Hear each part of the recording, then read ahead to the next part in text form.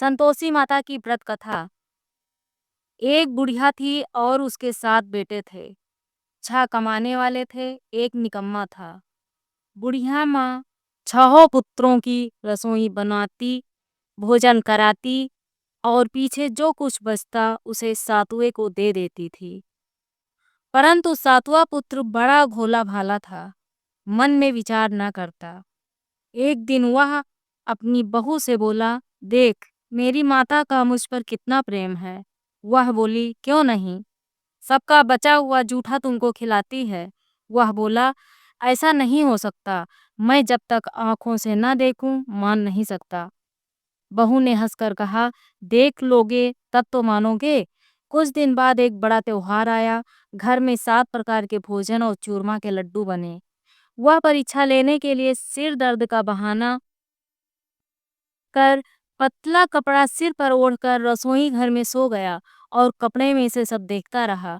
चारों भाई भोजन करने आए। उसने देखा माँ ने उनके लिए सुंदर सुंदर आसन बिछाए, 7 प्रकार की रसोई परोसी। वह आग्रह करके जिमाती रही। वह देखता रहा। चारों भाई जब भोजन कर उठे तब माँ ने उनकी जूठी थालियों में से लड्डुओं के टुकड़ों को उठाया और एक लड्डू बनाया। जूठन साफ कर बुढ़िया माँ ने पुकारा, उठ बेटा, 6 भाई भोजन कर गए हैं, अब तू ही बाकी है, उठ भोजन कर ले। उसने कहा, माँ मुझे भोजन नहीं करना है, मैं परदेश जा रहा हूँ। माता ने कहा, कल जाना हो तो आज ही जा। वह बोला, हाँ हाँ आज ही जा रहा हूँ। यह कहा वह घर से निकल गया। चलते समय बहू की याद आई। वह गौशाले में कंडे थाप रही थी। जाकर बोला, हम जावें परदेस को, आएंगे कुछ काल, तुम रहियो संतोष से, धर्म आपनो पाल। 2 निशानी आपनी, देख धरूं मैं धीर, सुध हमारी मत विसारियो, रखियो मन गंभीर। वह बोला, मेरे पास तो कुछ नहीं है, यहाँ ऊँखी है सो ले लो और अपनी कुछ निशानी मुझे दे दो। वह बोली, मेरे पास क्या है, यह गोबर भरा हाथ है। यह कहकर उसकी पीठ पर गोबर के हाथ की थाप मार दी और वह चल दिया। चलते ही चलते दूर देश में पहुंचा। वहां पर एक साहूकार की दुकान थी। वहां जाकर बोला, सेठ जी मुझे नौकरी पर रख लो। साहूकार को जरूरत थी। साहूकार ने कहा, काम देखकर दाम मिलेंगे। साहूकार की नौकरी मिली। वह सवेरे 7 बजे से 12 बजे रात्रि तक काम करने लगा। कुछ दिन में दुकान का लेन देन, हिसाब किताब, ग्राहकों का माल बेचना, सारा काम करने लगा। साहूकार के 7-8 नौकर थे, वे सब चक्कर खाने लगे। वह बहुत होशियार बन गया है। सेठ ने भी काम देखा और 3 महीने में ही उसे मुनाफे का साझीदार बना लिया। 12 वर्ष में वह नामी सेठ बन गया और मालिक सारा कारोबार उस पर छोड़कर बाहर चला गया। इधर बहू पर क्या बीती सो सुनो। सास ससुर उसे दुख देने लगे। सारी गृहस्थी का काम कराकर उसे लकड़ी लेने जंगल में भेजते। इस बीच घर की रोटियों के आटे में से जो भूसी निकलती उसकी रोटी बनाकर रख दी जाती और फूटे नारियल की नरेली में पानी। इस तरह दिन बीतते रहे। एक दिन वो लकड़ी लेने जा रही थी कि रास्ते में बहुत सी स्त्रियां संतोषी माता का व्रत करती दिखाई दी। वहां वह खड़ी होकर कहने लगी, बहनों ये तुम किस देवी का व्रत करती हो और इसके करने से क्या पुण्य होता है? इस व्रत के करने की क्या विधि है? यदि तुम अपने इस व्रत का विधान मुझे समझा कर कहोगी तो मैं तुम्हारा बड़ा उपकार मानूंगी। तब उनमें से एक बोली, सुनो, यह संतोषी माता का व्रत है। इसके करने से निर्धनता, दरिद्रता का नाश होता है, लक्ष्मी आती हैं, मन की चिंताएं दूर होती हैं, घर में सुख होने से मन को प्रसन्नता और शांति मिलती है। निपुत्री को पुत्र मिलता है, पति बाहर गया हो तो शीघ्र आ जाता है, कुंवारी कन्या को मनपसंद वर मिलता है, राजद्वार में बहुत दिनों से मुकदमा चलता हो तो समाप्त हो जाता है, कलह कलेश की निवृत्ति हो, सुख शांति हो, घर में धन जमा हो, पैसा जायदाद का लाभ होता है तथा और भी मन में जो कुछ कामना हो सब इस संतोषी माता की कृपा से पूरी हो जाती है। इसमें संदेह नहीं। वह पूछने लगी, यह व्रत कैसे किया जाए, यह भी बताओ तो बड़ी कृपा होगी। स्त्री कहने लगी, 1.25 का गुड़ चना लेना, इच्छा हो तो 5.25 का लेना या 10.25 का भी सहूलियत के अनुसार लेना। बिना परेशानी, श्रद्धा और प्रेम से जितना भी बन सके सवाया लेना। 5.25 से 10.25 तथा इससे भी ज़्यादा शक्ति और भक्ति के अनुसार गुड़ और चना लें। हर शुक्रवार को निराहार रह कथा कहना, सुनना, इसके बीच क्रम टूटे नहीं, लगातार नियम पालन करना। सुनने वाला कोई न मिले तो घी का दीपक जलाकर उसके आगे और जल के पात्र को रख कथा कहना। नियम न टूटे जब तक कार्य सिद्ध न हो, नियम पालन करना और कार्य सिद्ध हो जाने पर व्रत का उद्यापन करना। 3 मास में माता पूरा फल प्रदान करती हैं। यदि किसी के खोटे ग्रह हों तो भी माता 1 वर्ष में अवश्य कार्य सिद्ध करती हैं। कार्य सिद्ध होने पर ही उद्यापन करना चाहिए, बीच में नहीं। उद्यापन में 2.5 सेर आटे का खाजा तथा इसी अनुसार से खीर तथा चने का साग तैयार करना। 8 लड़कों को भोजन कराना, जहाँ तक मिले देवर, जेठ, भाई, बंध, कुटुंब के लड़के लेना, ना मिले तो रिश्तेदारों और पड़ोसियों के लड़के बुलाना। उन्हें भोजन करा यथाशक्ति दक्षिणा दें। माता का नियम पूरा करना, उस दिन घर में कोई खटाई न खाए। यह सुन बुढ़िया की बहू चल दी। रास्ते में लकड़ी के बोझ को बेच दिया और उन रुपयों से गुड़ चना ले माता के व्रत की तैयारी कर आगे चली और सामने मंदिर देख पूछने लगी, यह मंदिर किसका है? सब कहने लगे, यह संतोषी माता का मंदिर है। यह सुन माता के नियम कुछ जानती नहीं।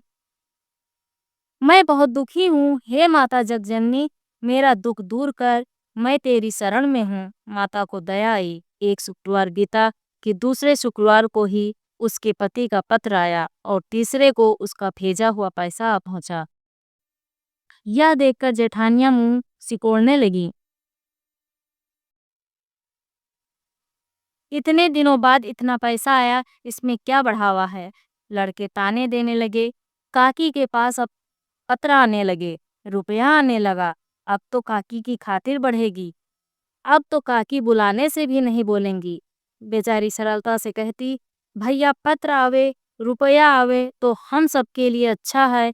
ऐसा कहकर आंखों में आंसू भरकर संतोषी माता के मंदिर में मातेश्वरी के चरणों में गिरकर रोने लगी। माँ, मैंने तुमसे पैसा नहीं मांगा, मुझे पैसे से क्या काम है? मुझे तो अपने सुहाग से काम है। मैं तो अपने स्वामी के दर्शन और सेवा मांगती हूँ।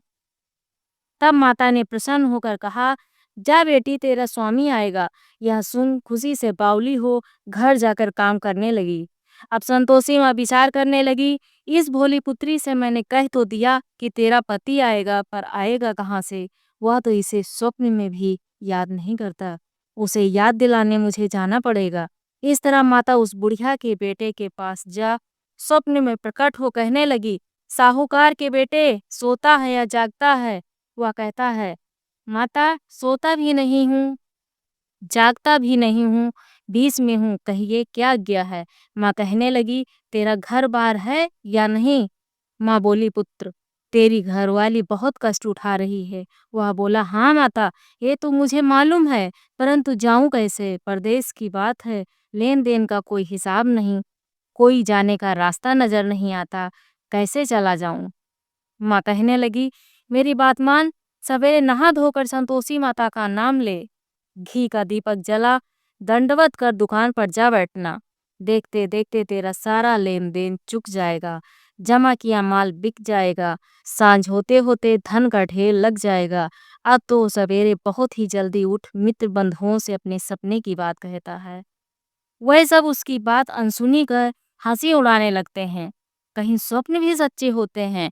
एक बूढ़ा बोला, देख भाई, मेरी बात मान, इस तरह सच या झूठ कहने के बदले देवता ने जैसा कहा है वैसा ही करने में तेरा क्या जाता है? अब बूढ़े की बात मानकर नहा धोकर संतोषी माता को दंडवत कर घी का दीपक जला दुकान पर जा बैठा। थोड़ी देर में वो क्या देखता है कि देने वाले रुपया लाए, लेने वाले हिसाब लाए। कोठे में भरे सामानों के खरीदार नगद में सौदा करने लगे। शाम तक धन का ढेर लग गया। मन में माता का नाम ले प्रसन्न हो घर जाने के वास्ते गहना, कपड़ा, सामान खरीदने लगा। यहाँ के काम से निपटा घर को रवाना हुआ। इधर उसकी बहू बेचारी जंगल में लकड़ी जो लेने जाती है, लौटते वक्त माताजी के मंदिर पर विश्राम करती है। वह तो उसका रोज रुकने का स्थान ठहरा। दूर से धूल उड़ती देख वो माता से पूछती है, हे माता, ये धूल कैसी उड़ रही है? माँ कहती है, हे पुत्री, तेरा पति आ रहा है।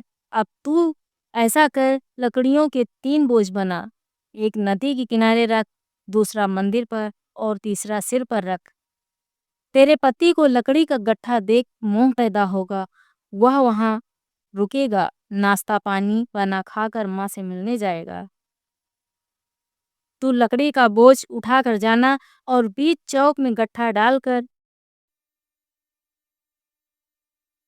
3 आवाजें जोर से लगाना। लो सासू जी, लकड़ियों का गट्ठा लो, भूसी की रोटी दो, नारियल के खोपड़े में पानी दो। आज कौन मेहमान आया है? माँ की बात सुनकर वह बोली, बहुत अच्छा माताजी। तय कर प्रसन्न मन हो लकड़ियों के 3 गट्ठे ले आई। एक नदी के तट पर, एक माता के मंदिर पर रखा। इतने में ही वो मुसाफिर आ पहुंचा। सूखी लकड़ी देख उसकी इच्छा हुई कि अब यहाँ निवास करें और भोजन बना खा पी कर गाँव को चलें। इस प्रकार भोजन बना विश्राम ले गाँव को गया। उसी समय बहू सिर पर लकड़ी का गट्ठा लिए आती है। उसे आंगन में डाल जोर से 3 आवाजें देती है। लो सासू जी, लकड़ी का गट्ठा लो, भूसी की रोटी दो, नारियल के खोपड़े में पानी दो। आज कौन सा मेहमान आया है? ये सुनकर उसकी सास अपने दिए हुए कष्टों को भुलाने हेतु कहती है, बहू ऐसा क्यों कहती है? तेरा पति ही तो आया है। आ बैठ, मीठा भात खाकर कपड़े गहने पहन। इतने में आवाज सुनकर स्वामी बाहर आता है और अंगूठी देख व्याकुल हो जाता है। माँ से पूछता है, यह कौन है?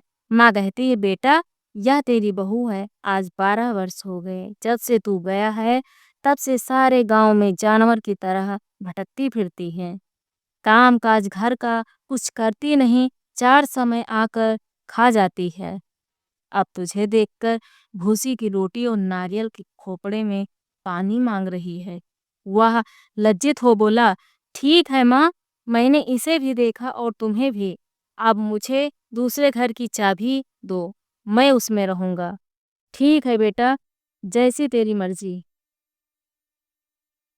यह कहकर माँ ने चाबी का गुच्छा पटक दिया। उसने ताले का गुच्छा लेकर दूसरे कमरे को खोलकर सारा सामान जमाया। एक दिन में ही वहां राजा के महल जैसा ठाट बाट बन गया। अब क्या था, वह सुख भोगने लगी। तत्पश्चात अगला शुक्रवार आया। उसने अपने पति से कहा, मुझे माता का उद्यापन करना है। उसका पति बोला, बहुत अच्छा, खुशी से कर लो। तुरंत ही वह उद्यापन की तैयारी करने लगी।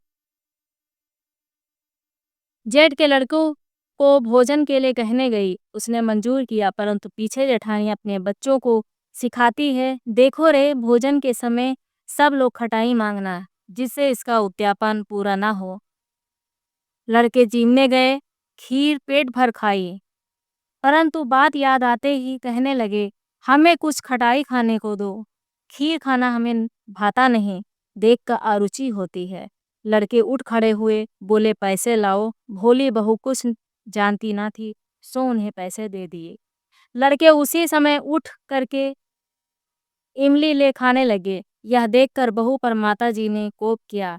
राजा के दूत उसके पति को पकड़कर ले गए। जेठ जेठानी मनमाने खोटे वचन कहने लगे। लूट लूट कर धन इकट्ठा कर कर लाया था, सो राजा के दूत उसे पकड़ कर ले गए। अब सब मालूम हो जाएगा जब जेल की रोटी खाएगा। बहू से यह वचन सहन नहीं हुए। रोती रोती माता के मंदिर में गई और कहने लगी, माता तुमने यह क्या किया? हंसाकर क्यों रुलाने लगी? माता बोली, पुत्री, तूने उद्यापन करके मेरा व्रत भंग किया है, इतनी जल्दी सब बातें भुला दी।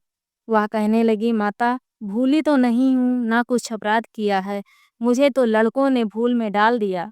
मैंने भूल से उन्हें पैसे दे दिए, मुझे क्षमा करो माँ। माँ बोली, अब भूल मत करना। वह बोली, अब भूल नहीं होगी, अब बताओ वे कैसे आवेंगे? माँ बोली, पुत्री, जा तेरा पति तुझे रास्ते में ही आता मिलेगा। वह निकली, रास्ते में पति आता मिला। उसने पूछा, तुम कहाँ गए थे? वह कहने लगा, इतना धन जो कमाया उसका टैक्स राजा ने मांगा था, वह भरने गया था। वह प्रसन्न हो बोली, भला हुआ, अब घर चलो। कुछ दिन बाद फिर शुक्रवार आया। वह बोली, मुझे माता का उद्यापन करना है। पति ने कहा, करो। वह फिर जेठ के लड़कों से भोजन को कहने गई। जेठानी ने एक दो बातें सुनाई और लड़कों को सिखा दिया कि तुम लोग पहले ही खटाई मांगना। लड़के खाना खाने से पहले ही कहने लगे, हमें खीर खाना नहीं भाती, जी बिगड़ता है, कुछ खटाई खाने को दो। बहू बोली, खटाई खाने को नहीं मिलेगी, खाना हो तो खाओ। यह कहकर ब्राह्मणों के लड़के बुलाकर भोजन कराने लगी। यथाशक्ति दक्षिणा की जगह एक एक फल उन्हें दिया। इससे संतोषी माता प्रसन्न हो गई।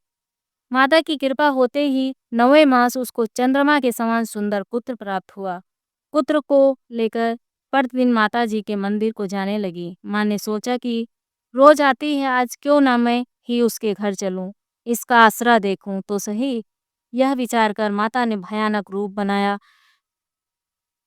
गुड़ और चने से सनामुख, ऊपर से सूंड के हैं, उस पर मक्खियां भिनभिना रही हैं।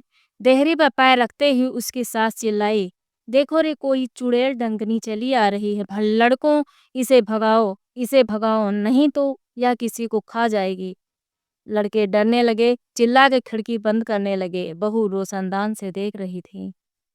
प्रसन्नता से पगली होकर चिल्लाने लगी, आज मेरी माता मेरे घर आई हैं। यह कहकर बच्चे को दूध पिलाने से हटाती है। इतने में सास का क्रोध फूट पड़ा, मेरी बहू इसको देखकर कैसे उतावली हुई जो बच्चे को पटक दिया। इतने में माँ के प्रताप से जहाँ देखा वहाँ लड़के ही लड़के नजर आने लगे। बहू बोली, माँ जी, मैं जिनका व्रत करती हूँ यह वही संतोषी माता हैं। इतना कहे झट से सारे घर के किवाड़ खोल दिए। सबने माता के चरण पकड़ लिए और विनती कर कहने लगे, हे माता, हम मूर्ख हैं, हम अज्ञानी हैं, तुम्हारे व्रत की विधि हम नहीं जानते। तुम्हारा व्रत भंग कर हमने बड़ा अपराध किया है। हे माता, आप हमारे अपराध को क्षमा करो। इस प्रकार माता प्रसन्न हुई। हे माता, बहू को जैसा फल दिया है वैसा सबको देना। जो ये कथा कहे या सुने उसका मनोरथ पूर्ण हो। बोलो संतोषी माता की जय।